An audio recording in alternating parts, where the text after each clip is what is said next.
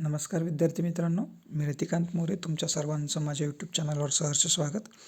आज आपण 11वा युनिट जो आहे सेंटेन्स फॉर्मेशन तो पाहणार आहोत, की ज्याच्यामध्ये तुम्हाला सेंटेन्स कसं फॉर्म होतं ते पाहायचं आहे. सेंटेन्सचे प्रकारसुद्धा तुम्हाला पुढच्या चॅप्टरमध्ये आहेत, पण याच्यात थोडीशी त्याच्यावरती आपल्याला नजर द्यायची आहे. ठीक आहे.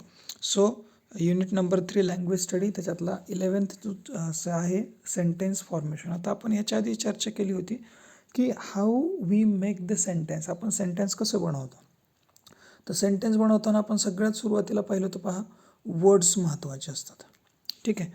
एकत्र वर्ड्स आले की त्याच्यापासून काय बनते, फ्रेज बनते. फ्रेजपासून पुन्हा काय होतं, तर फ्रेजपासून पुन्हा आपण वेगवेगळे फ्रेज एकत्र आले की जे बनतं ते असतं सेंटेन्स. ओके, म्हणजे सेंटेन्स हे फक्त वर्ड्स एकत्र आले नंतर तरी तयार होतं आहे असं नाही, तर त्या वर्ड्सला अर्थ असला पाहिजे आणि त्याचा क्रम असला पाहिजे. क्रमानंतरच त्याला अर्थ निर्माण होतो आणि त्या अर्थानंतर तुमचं वाक्य तयार होतं. ठीक आहे. मग आता हे वाक्य जे असतं ते नेमकं कशा स्ट्रक्चरमध्ये येतं, that is also very important. मग आता वाक्यामध्ये काय काय असतं ते महत्त्वाचं आहे. वाक्यामध्ये सब्जेक्ट असतो, वाक्यामध्ये व्हर्ब असतं आणि वाक्यामध्ये ऑब्जेक्ट असतं. गरज असेल तर कॉम्प्लिमेंट पण असतं. ओके, म्हणजे या पद्धतीचं आपलं वाक्य असतं. पण हे वाक्य साधं वाक्य, कारण वाक्याचे आपण प्रकार बघतो. ठीक आहे. वाक्याचे प्रकार आपल्याला वेगवेगळे दिसतात. ठीक आहे. त्या वाक्यामध्ये आपण काय काय पाहतो पहा वाक्यांच्या प्रकारामध्ये. तर वाक्याच्या प्रकारामध्ये आपण पहिले काही स्टेटमेंट अशा पद्धतीचे वाक्य असतात. ठीक आहे. स्टेटमेंट, आता स्टेटमेंट म्हणजे काय, एक साधं वाक्य असतं ज्याला आपण विधानार्थी वाक्य म्हणतो. त्याच्यामध्ये काय असतं, समजा रवी प्लेज क्रिकेट असं वाक्य आहे समजा. ठीक आहे. रवी प्लेज क्रिकेट. आता हे वाक्य जे आहे याच्यामध्ये रवी हा सब्जेक्ट आहे, प्ले हे त्याच्याबद्दलची कृती आहे म्हणजे वर्ब आहे, आणि हे काय आहे, ऑब्जेक्ट आहे. म्हणजे याचा अर्थ सब्जेक्ट, वर्ब आणि ऑब्जेक्ट या पद्धतीचं कन्स्ट्रक्शन तुम्हाला स्टेटमेंटमध्ये दिसतं. आणि आलं तरी जर समजा याच्या पुढं वाक्य असं असतं, Ravi plays cricket on the ground, तर याचा अर्थ ते ऑन द ग्राउंड हे काय झालं असतं, कॉम्प्लिमेंट झालं असतं. ओके, त्याचा काळावर काहीही परिणाम होत नाही. ओके, म्हणजे जरी काळ बदलला तरी ते ऑन द ग्राउंड तसंच राहणार, त्याच्यात काहीही चेंज होणार नाही. तर अशा पद्धतीचं हे स्टेटमेंट म्हणजे वाक्याचा पहिला प्रकार. ठीक आहे. आता वाक्याचा दुसरा जो प्रकार आहे, तर त्या दुसऱ्या प्रकारामध्ये तुम्हाला काय दिसून येतं, तर दुसरा प्रकार आपण सपोज घेऊयात एक्सक्लेमेटरी सेंटेन्सेस. आता एक्सक्लेमेटरी सेंटेन्सेस म्हणजे नेमके काय, तर एक्सक्लेमेटरी सेंटेन्सेस काय असतात ते पहा. एक्सक्लेमेटरी सेंटेन्सेस कशाला म्हणायचं, आपण जे वाक्य बोलतो ना, how rich you are. Okay, अशा पद्धतीचं वाक्य आहे समजा, हाऊ रिच यू आर. ठीक आहे. आणि याची सगळ्यात शेवट जो असतो तो एक्सक्लेमेटरी मार्क येतो त्याच्याशी. ठीक आहे. एक्सक्लेमेटरी मार्क आपल्याला सगळ्यांना माहिती आहे. ठीक आहे. तर तो एक्सक्लेमेटरी मार्क, मग या ठिकाणी हाऊ रिच हा जो आहे का, तो एक्सक्लेमेटरी वर्ड आहे. नंतर तुमचं सब्जेक्ट येतोय आणि नंतर काय येते, तुमचं हेल्पिंग व्हर्ब येते. ठीक आहे. मग अशा पद्धतीचं कन्स्ट्रक्शन तुमचं एक्सक्लेमेटरी सेंटेन्सेसमध्ये असतं. ठीक आहे. मग त्याच्यानंतर जो पुढचा टाईप येतो तो येतो आपला इंट्रॉगेटिव्ह सेंटेन्सेस. इंट्रॉगेटिव्ह सेंटेन्सेस म्हणजे काय पहा, तर क्वेश्चन्स ज्याला आपण म्हणतो. मग क्वेश्चनचे दोन प्रकार पडतात.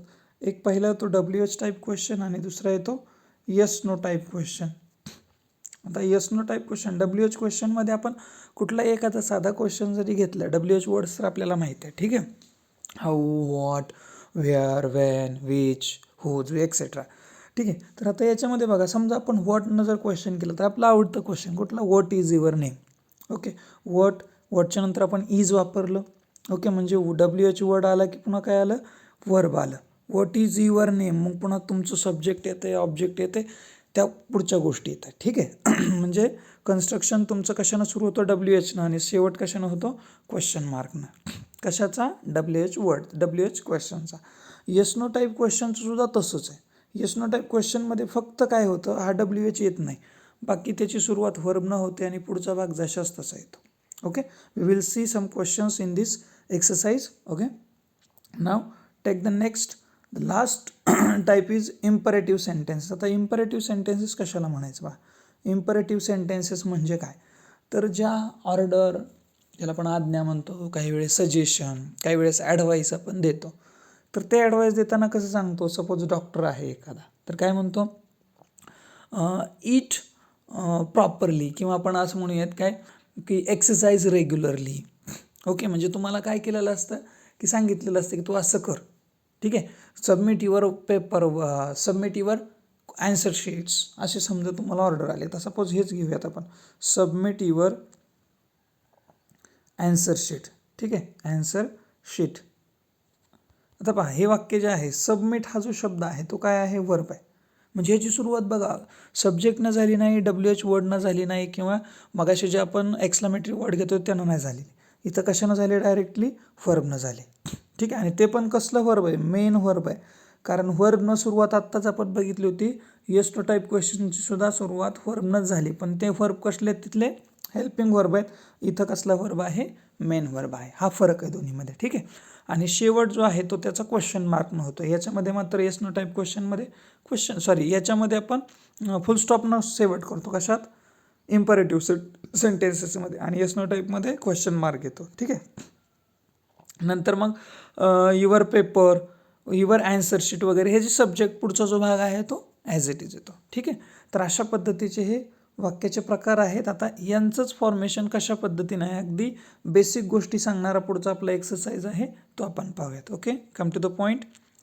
लँग्वेज स्टडी, सेंटेन्स फॉर्मेशन ज्याला आपण वाक्यरचना म्हणतो. Sample questions, rearrange the jumbled word and choose the correct meaningful sentence from the alternative. बघा कसं आलं, स्कूल काय म्हणते बघा, school home Tejas came from. आता बघा, हे वाक्य आहे कुठल्या प्रकारचं वाक्य आहे सांगितलं आहे तुम्हाला. तर तुम्हाला फक्त सांगितलं आहे की अर्थपूर्ण वाक्य तयार करा. ठीक आहे, आणि ह्याच्यात तुम्हाला जे ऑप्शन दिलेले आहेत त्याच्यामध्ये सगळ्यांमध्ये साधी वाक्य आहेत, म्हणजे स्टेटमेंट्स आहेत. ओके, मग तुम्हाला वाक्य कसं बनवायचं, साधं बनवायचं. साधं वाक्य बनवायचं म्हणलं एक सब्जेक्ट सुरुवातीला पाहिजे, नंतर वर्ब पाहिजे, नंतर ऑब्जेक्ट पाहिजे, असेल तर तुमचं कॉम्प्लिमेंट, अशा पद्धतीचं, आणि सगळ्यात शेवटी तुम्हाला इथं क्वेश्चन मार्क पाहिजे. ओके, मग आता ह्याच्यात बघा, सब्जेक्ट कोण आहे, तेजस आहे, म्हणून तेजस सुरुवातीला सगळ्याच ऑप्शनमध्ये आहे. ओके, त्याच्यानंतर आपण जाऊयात वर्बकडं. वर्ब बघा कुठं आहे, याच्यातलं वर्ब आहे केम. बघा 2 नंबरला केम कुठं आहे, शेवटच्या 2 ऑप्शन्समध्ये. ठीक आहे, चलो, म्हणजे पहिले 2 तर कटले. त्याच्यानंतर ऑब्जेक्ट असलं पाहिजे. आता ऑब्जेक्ट काय बघा, Tejas came home. Okay, home हे ऑब्जेक्ट आहे. मग होम कुठे पहा, 4थ्या ऑप्शनमध्ये. म्हणून ऑप्शन नंबर 4 जो आहे तो तुमचा काय असेल, करेक्ट ऑप्शन असेल. Okay, Tejas came home from school, आणि हे फ्रॉम स्कूल हे काय झालं, मग आता कॉम्प्लिमेंट झालं, आणि सगळ्यात शेवटी तुमचा क्वेश्चन मार्क. ओके, तर अशा पद्धतीनं option number 4 is the right one. Then next, choose the correct alternative to form WH question. आता WH क्वेश्चन तुम्हाला बनवायचा. ओके, आता WH वर्ड कुठला आला ते आधी बघणं गरजेचं आहे, हाऊ. हाऊ नंतर लगेच तुम्हाला WH वर्ड झाला का तुम्हाला काय घ्यावं लागतं, हेल्पिंग वर्ब घ्यावं लागतं. ओके, मग हेल्पिंग वर्ब कुठले बघा, हाऊ कॅन, या ठिकाणी कॅन आलं आहे, मॉडल म्हणून आलेलं आहे. तर हाऊ कॅननं सुरुवात झालेली वाक्य बघा कुठले कुठलेत, एकच वाक्य, कशाला टेन्शन घ्यायचं आहे. How can I forget your generosity, मी तुझा उदारपणा किंवा तू केलेले माझ्यावरचे उपकार मी कसं काय विसरू शकतो बरं, असा तो क्वेश्चन आहे. ठीक आहे, म्हणून या ठिकाणी बघा, सब्जेक्ट काय आलं, कन्स्ट्रक्शन कसं आहे, WH वर्ड आला सुरुवातीला, त्याच्यानंतर कॅन आलं आहे. कॅन हे काय आहे, मॉडल आहे, हेल्पिंग वर्ब म्हणून आपण वापरले. नंतर सब्जेक्ट आला आहे, नंतर V1 आला आहे. हे महत्त्वाचं आहे सगळ्यात, की ज्यावेळेस आपण कुठलंही हेल्पिंग वर्ब वापरतो, हेल्पिंग वर्ब ज्यावेळेस पण वापरतो त्याच्यानंतर येणारं जे काही तुमचं, आता हेल्पिंग वर्ब म्हणजे कोणतेही लक्षात घ्या, मॉडल्स घ्या किंवा डू डज डिड घ्या. ओके, तर त्याच्या पुढं V1च येत असतो. ओके, हॅव वगैरे असेल तर ते काळानुरूप त्याच्यात बदल होतील, V3 येईल वगैरे वगैरे. पण जर समजा तुमचे मॉडल्स किंवा तुम्हाला काय कुठले सांगितले मी, डू डज डिड हे जे आहेत त्यांच्या पुढं नेहमी V1 येत असतो. म्हणून इथं कॅन असल्यामुळं V1 घेतलेलं आहे. ओके, आणि नंतर युअर जनरसिटी हा काय आहे, ऑब्जेक्ट तुमचा ॲज इट इज आला आहे. ठीक आहे, तर अशा पद्धतीचं हे कन्स्ट्रक्शन आहे. Now come to the next question 3. Choose correct alternative for imperative sentence. Imperative sentences म्हणजे कसे, आज्ञार्थी वाक्य ज्याची सुरुवात वर्बनं झालेली असते. म्हणजे हा ऑप्शन तर कटला तुमचा, कुठला, सब्जेक्टवाला, कारण हे कन्स्ट्रक्शन SVO हे कशाचं आहे, तर साध्या वाक्यात ज्याला आपण स्टेटमेंट्स म्हणतो ना, असर्टिव्ह सेंटेन्स, तर त्याचा आहे. चला आता बघा, आपण एक एक्झाम्पल आपण घेऊयात. समजा मगाशीच एक्झाम्पल आपण घेऊयात, सबमिट युअर पेपर. ठीक आहे, हा आपण क्वेश्चन मगाशी घेतला होता. आता सबमिट हे काय, वर्ब आहे. ओके, मग वर्ब वाक्याच्या सुरुवातीला इथं पण आलं, इथं पण आलं. पहिला आणि दुसरा ऑप्शन तर कटलाय, पहिला आणि तिसरा तर कटलाय, राहतात हे दोन. आता बघा सबमिट युअर. आता आणि लक्षात सगळ्यात महत्त्वाची गोष्ट काय, की जो ॲडवाईस असतो किंवा जे सजेशन असतं, म्हणजे जे वाक्य तुमचं इम्परेटिव्ह सेंटेन्स असतं त्याच्यामध्ये सब्जेक्ट असत नाही. ठीक आहे, म्हणजे ज्यावेळेस मी म्हणतो क्लोज द विंडो, तर त्यावेळेस मी माझ्या पुढं जो व्यक्ती आहे त्याला म्हणत असतो, म्हणजे त्याच्यामध्ये नसला तरी यू हा सब्जेक्ट असतो पण तो लिहायचा नसतो. ओके, क्लिअर करा. इम्परेटिव्ह सेंटेन्समध्ये यू हा सब्जेक्ट असतो पण तो लिहायचा नसतो. ठीक आहे, म्हणजे याचा अर्थ ऑप्शन नंबर 4 जो आहे तो एकदम करेक्ट आहे. का? कारण ऑप्शन 3 जो आहे त्याच्यामध्ये तुम्हाला इथं सब्जेक्ट दिसतोय, सब्जेक्ट नसतो. मग वर्ब, ऑब्जेक्ट आणि complement, that will be the formation of the imperative sentence. ठीक आहे, now come to the question number 4. Find from the alternative the wrong word used in the sentence. तुम्हाला याच्यामध्ये एक wrong word वापरला आहे, तो कोणता आहे तो शोधायचा आहे. He could not found the way home. He could not found the way home. आत्ता मी तुम्हाला सांगितलं होतं पहा, की मॉडेल जर वापरलं तर मॉडेलच्या पुढं तुम्हाला काय करावं लागतो, V1च येतो, म्हणजे मुख्य क्रियापदाचं पहिलं रूप येतं. पण या ठिकाणी काय घेतलं बघा बरं, त्यांना विचार करा. या ठिकाणी कुड वापरला, ठीक आहे, आणि कुडच्या नंतर इथं फाउंड घेतलं आहे. जे फाउंड कितवं रूप आहे, दुसरं आहे. ठीक आहे, म्हणजे फाइंडचं आहे पाहते, फाइंड, फाउंड. ओके, म्हणजे या ठिकाणी काय केलं त्यांना, हा वर्ड चुकीचा वापरला, कोणता, फाउंड. त्या ठिकाणी काय असलं पाहिजे, देअर मस्ट बी फाइंड. तिथं काय असलं पाहिजे, फाइंड असलं पाहिजे. म्हणून ऑप्शन नंबर 2 हा काय आहे या ठिकाणी चुकीचा आहे, म्हणजे फाउंड हा वर्ड तुमचा चुकीचा आहे हे आपल्याला सांगता येईल. Okay, now come to the next question number 5. Choose the correct form of statement. पहा, विधानार्थी वाक्याची योग्य रचना तुम्हाला निवडायची स्टेटमेंटसाठीचं. तर स्टेटमेंटसाठी मी मगाशी सांगितलं SVO आणि पुन्हा काय येणार आहे तुमचं, असेल तर कॉम्प्लिमेंट. बघा मग SVO कुठं आहे, SVO complement, second option. Okay, SVO complement. Okay, now come to the next questions for practice. The first is following sentence is wrong, correct it from the given alternatives. I yesterday see a movie. पहा, आता वाक्य काय, पुढील वाक्य चुकीचे आहे, दिलेल्या पर्यायातून ते बरोबर करा. वाक्य चुकीचं पहा कसं आहे, आधी वाक्य आपण व्यवस्थित करून घेऊ. पहा आपलं वाक्य आहे साधं वाक्य. जे वाक्य कसं करणार बघा, आपण सब्जेक्ट सुरुवातीला घेणार, नंतर वर्ब घेणार, नंतर ऑब्जेक्ट घेणार आणि नंतर कॉम्प्लिमेंट घेणार. ठीक आहे, सब्जेक्ट कोण आहे, आय. नंतर बघा see. Okay, I see a movie आणि पुढं शेवटी काय, यस्टरडे घ्यायला पाहिजे आपण. ठीक आहे, पण एक प्रॉब्लेम या ठिकाणी झाला आहे, घटना आपली काल घडली आणि तो वापरला आहे मुख्य क्रियापदाचं वर्तमानकाळी रूप, म्हणजे V1 वापरलं आहे. जे V1 नसायला पाहिजे, तिथं काय पाहिजे, भूतकाळी रूप पाहिजे, म्हणजे V2 पाहिजे. या ठिकाणी काय पाहिजे, फक्त सीच्या ऐवजी इथं सॉ पाहिजे, कारण सीचं दुसरं रूप आहे सॉ. म्हणून I saw a movie yesterday, this is the correct one. कितवा, तिसरा ऑप्शन तुमचा करेक्ट आहे. I saw a movie yesterday. Okay, तिसरा. Okay, clear. Now come to the next question. हा पुढचा क्वेश्चन काय म्हणतोय आता. पुढचा क्वेश्चन असं सांगतोय आपल्याला की the innkeeper gave a room to rest. The innkeeper gave a room to rest, वाक्य अगदी बरोबर आहे. Where will you put the word them. आता तुम्हाला काय करायचं आहे, देम हा वर्ड टाकायचा आहे to form the correct sentence. आणि स्टेटमेंट तर करेक्ट राहिलं पाहिजे, चुकलं नाही पाहिजे. ओके, मग तुम्ही देम कुठं टाकाल, लक्षात घ्या. आपलं स्ट्रक्चर अजून एकदा तेच, कुठलं, SVO आणि पुढं काय, कॉम्प्लिमेंट. हा जो ओ आहे का, तो कधी कधी दोन पद्धतीत येतो. कसा येतो पहा, ऑब्जेक्ट हे दोन प्रकारात येतं, एक येतं डायरेक्ट ऑब्जेक्ट आणि एक येतं इनडायरेक्ट ऑब्जेक्ट. ठीक आहे, ज्याला आपण वॉटनं क्वेश्चन विचारतो ते असतं डायरेक्ट ऑब्जेक्ट, आणि हुमनं विचारल्यावर जे उत्तर येतं असतं ते असतं इनडायरेक्ट ऑब्जेक्ट. मग आता या ठिकाणी काय करायचं पहा, आपल्याला विचार करा की देम जे आहे, देम म्हणजे काय, त्यांना. मग आता तुम्हाला कुठं घ्यावं लागेल, या ठिकाणी बघा, अ रूम हा सुद्धा ऑब्जेक्टच आहे, आणि देम हा सुद्धा ऑब्जेक्टच आहे. पण तो ऑब्जेक्ट आपल्याला काय करावा लागतो, इथं घ्यावा लागतो. म्हणजे देम हा जो आहे तो तुमचा इनडायरेक्ट ऑब्जेक्ट आहे, तो आपल्याला डायरेक्टच्या आधी घ्यावा लागेल, म्हणजे घेवच्या नंतर. Okay, so we have to check, is there option after gave after gave असा ऑप्शन आहे का बघा, गेवच्या नंतर, यस. म्हणजे काय वाक्य यायला पाहिजे, the innkeeper gave them a room to rest. इनकीपरने त्यांना रूम दिली कशासाठी, रेस्टसाठी. आफ्टर गेव, गेव या शब्दाच्या नंतर तुम्हाला वापरावं लागेल. Third one, Sachin did not felt sorry for his mistake. Did not felt आले पहा, पुन्हा एकदा डिड. ओके, मग अशीच सांगितलं होतं की यांच्या पुढं V1च आला पाहिजे.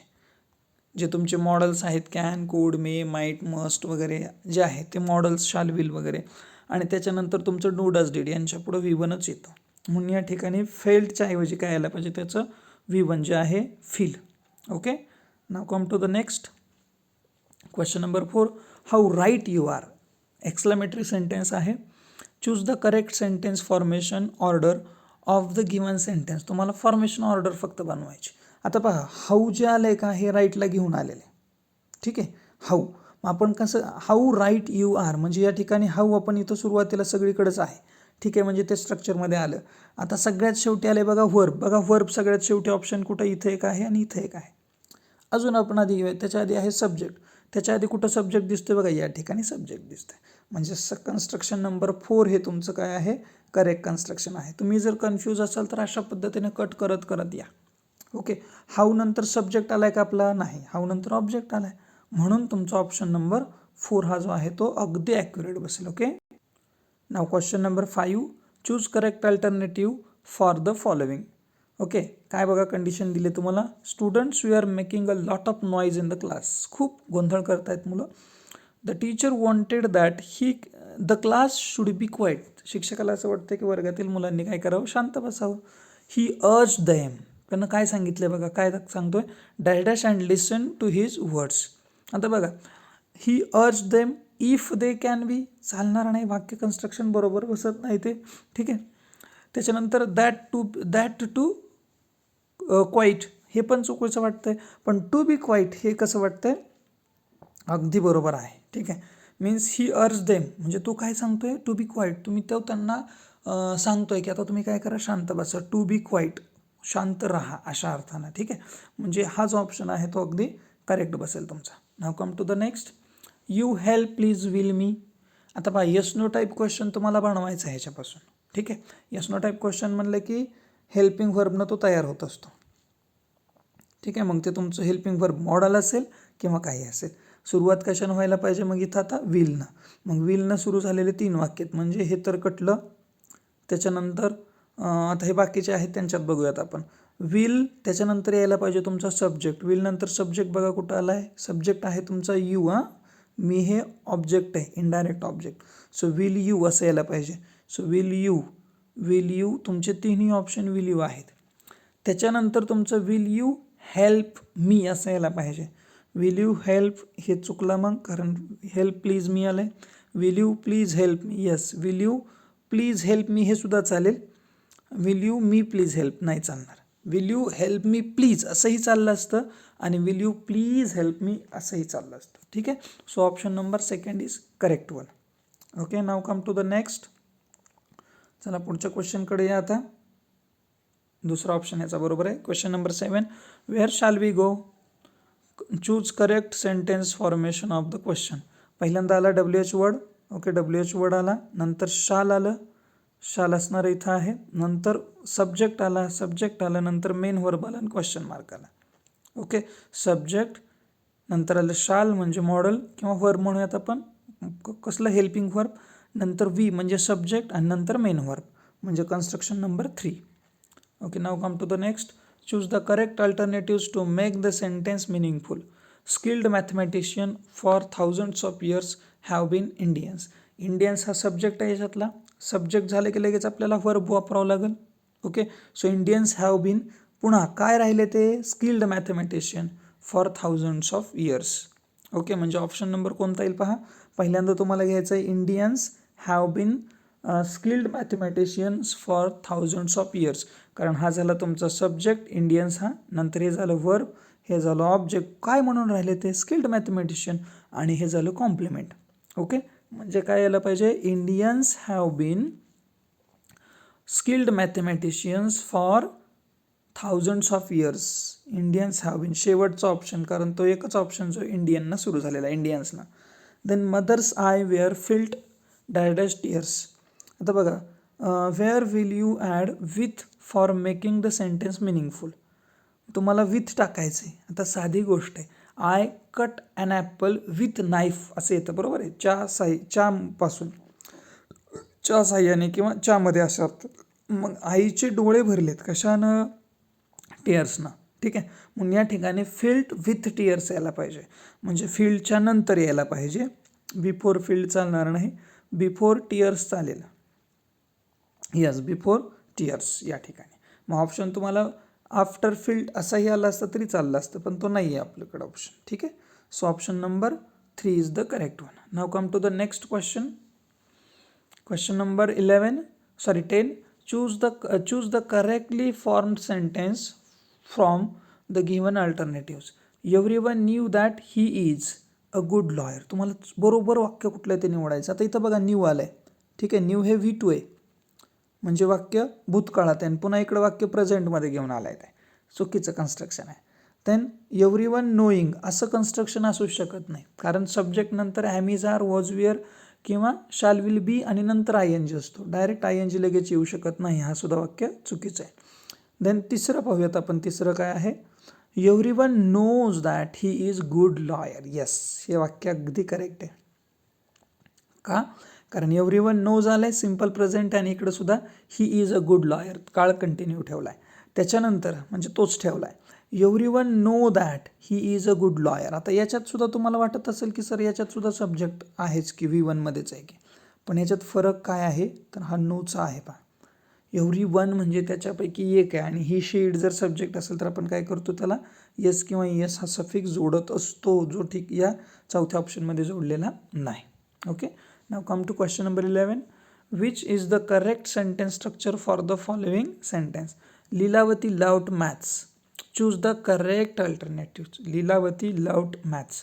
सब्जेक्ट आहे लीलावती, नंतर लव्ड हे आहे V2, आणि नंतर ऑब्जेक्ट आहे, म्हणजे यस VO. कुठला स्ट्रक्चर यायला पाहिजे? तिसरा फॉर्म आहे जो करेक्ट आहे, सब्जेक्ट, वर्ब आणि ऑब्जेक्ट. ओके, कॉम्प्लिमेंट नाहीच आहे त्याच्यामध्ये. The last one 12th. Choose correct alternative for underlined verb.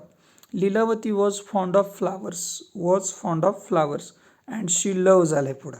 Okay, तुम्हाला लगेच लक्षात आलं असेल, कारण इथं काय आलं आहे पहा, वॉज आलं आहे म्हणजे प्रेझेंट नाही, तो पास्ट आहे, आणि इथं लव्ज आलं आहे म्हणजे प्रेझेंटमध्ये घेतलं आहे वाक्य, जे कसं आहे चुकीचं आहे. म्हणजे या ठिकाणी चुकीचा शब्द कुठला आहे? अधोरेखित क्रियापदाकरता योग्य पर्याय निवडा. तर त्या ठिकाणी यायला पाहिजे होतं लव्ड, कारण V2 आहे किंवा पास्ट आहे तर पास्टमध्येच वाक्य तुमचं राहिलं पाहिजे. ओके, तर अशा पद्धतीनं तुमचे हे क्वेश्चन्स क्लिअर झालेले आहेत. जर व्हिडिओ आवडला असेल तर नक्की लाईक करा, शेअर करा तुमच्या मित्रांबरोबर, आणि चॅनलवर नवीन असाल तर सबस्क्राईब करा, तुमच्या मित्रांनाही सबस्क्राईब करायला सांगा, आणि बेल आयकॉन प्रेस करा, जेणेकरून तुम्हाला प्रत्येक व्हिडिओचे नोटिफिकेशन मिळून जातील. Okay, thank you.